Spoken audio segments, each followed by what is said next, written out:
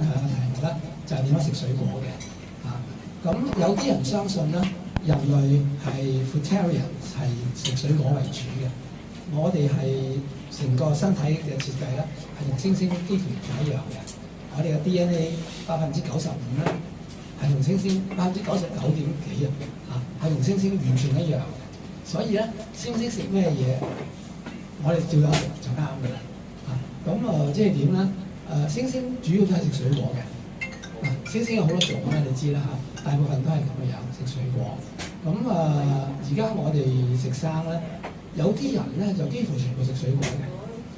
呢個佢哋叫果食啦，果食者 fruitarian。但係咧，如果你問我咧，我自己嘅了解啦，淨係食水果係唔可能真正長期健康嘅。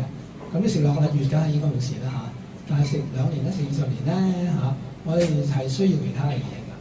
好快咁講啦嚇，水果係我哋食嘅大部分嘅份量咯，75%以重量嚟計大 weight。我哋而家食咧75%係食水果嘅，而且係食一啲好甜嘅水果。點解要食水果？點解食好甜嘅水果咧？水果係供應俾我哋養分，即係熱量、能量 calorie 咁所以我哋要食一啲好甜嘅水果。如果成日食西柚嗰啲咧成日食奇異果咧，係唔夠熱量嘅。所以我哋食好多水果啦，食好甜嘅水果啦。我哋仲食其他嘢嘅喎，20%咧，我哋係食菜嘅，綠色嘅菜。另外仲有5%咧，我哋係食種子、食果仁嘅。好啦，今日我哋上緊第2道菜喎。所以咧，始終係水果係佔為大部分嘅。而家我哋香港人食水果咧，係遠唔夠比例嘅。通常佢哋咩營養學界建議我哋一日食幾多份水果啊，咁嗰啲咧係遠唔夠嘅。我講俾你聽，我一日食幾多水果？香蕉咧係15至20隻，大約係咁上下啦，平均都有15隻㗎啦，有時多到20幾隻咁樣啦。咁就俾我充分嘅熱量啦。咁我就會食其他嘅水果啦，都係以季節嚟計啦。而家呢幾排最多就係食荔枝啦、芒果啦，芒果就嚟過咗啦。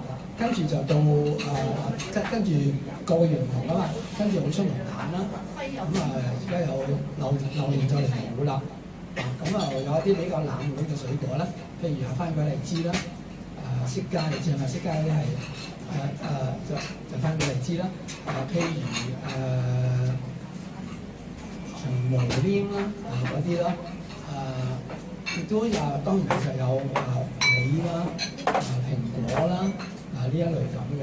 椰子食好多啦，我日日都食椰子嘅。即係呢啲係我哋平時嘅水果啦。